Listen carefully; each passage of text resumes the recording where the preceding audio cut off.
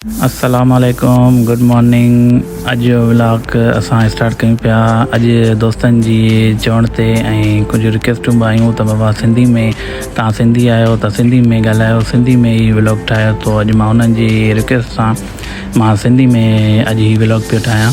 त व्लॉग ठाहींदे ठाहींदे हर महीने मां बि रेडी थी वियासीं, छो जो असांखे वञिणो हो ॿाहिरि किथे, त असां बि रेडी थी वियासीं। हर महीने मूंखां पहिरीं रेडी थी वई, हर महीने खे बसि हो त बसि जल्दी हलूं ऐं ॿाहिरि घुमूं, त इन जे करे मां बि पोइ जल्दी सां हर महीने खे रेडी करे ऐं मां बि रेडी थी पोइ हलियासीं ॿाहिरि जी तरफ़। A few moments later. पोइ असां पहुतासीं ऑटोबान पहुची असांखे कराइणो हो हरमेन जो सूट एक्सचेंज, छो जो हरमेन जो सूट वरितोसीं, पोइ हरमेन खे फिट न पियो आयो, इन जे करे असांखे एक्सचेंज कराइणो हो। एक्सचेंज कराईंदे हरमेन पई खेॾे रांदि उन्हनि जे ब्रांड न्यू कपिड़नि सां। पोइ असां अची वियासीं काउंटर ते असां बिल पे करायो। बिल पे कराईंदे खां पोइ असांखे निकिरणो हो शॉपिंग मॉल, छो जो शॉपिंग मॉल 14 अगस्त जे करे असांखे उहो विज़िट करिणो हो, त असां निकितासीं शॉपिंग मॉल जी तरफ़।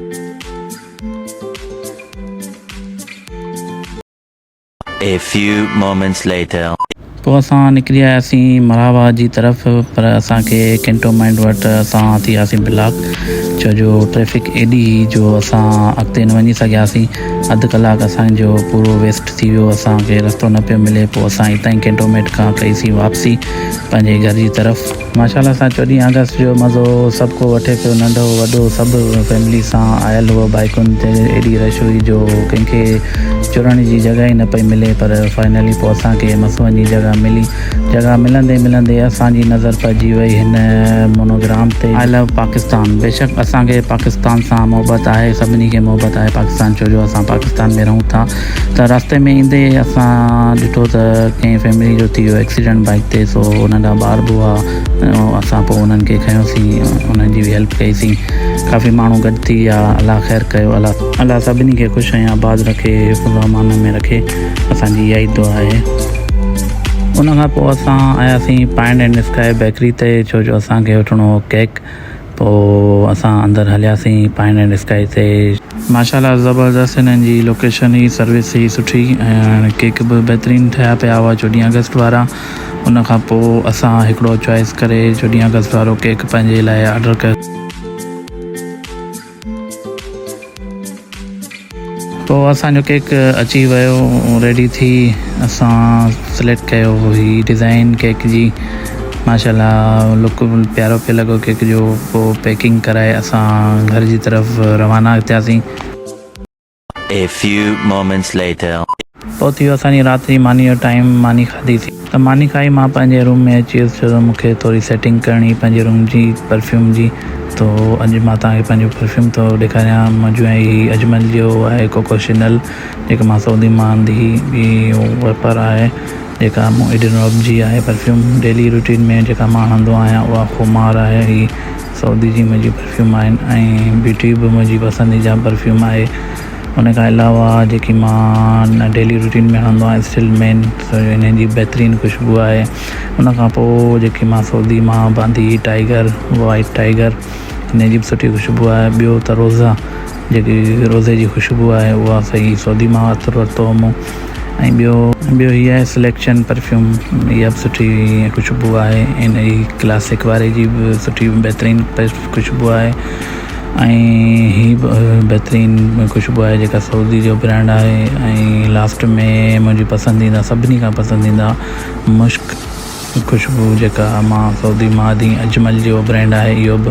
पोइ उन खां पोइ बॉडी स्प्रे आहिनि, कुझु बॉडी फ्लैश आहिनि ऐं बॉडी स्प्रे, इहे सभु सऊदी मां वरिता, जेके हिननि जी ख़ुशबू माशाल्लाह बहितरीनु आहे।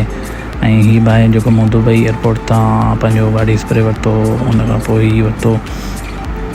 तो अॼु जी इहा ई मुंहिंजी कलेक्शन परफ्यूम जी आहे, जेका उमेदु आहे तव्हांखे मुंहिंजी पसंदि आई हूंदी।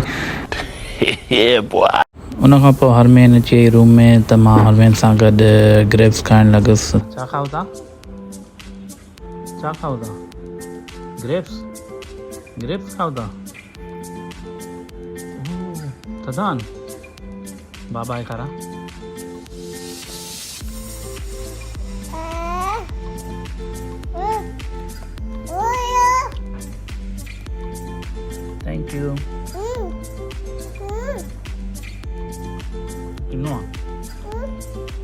डस्टबिन में उछाल जो, डस्टबिन में थ्रो कर,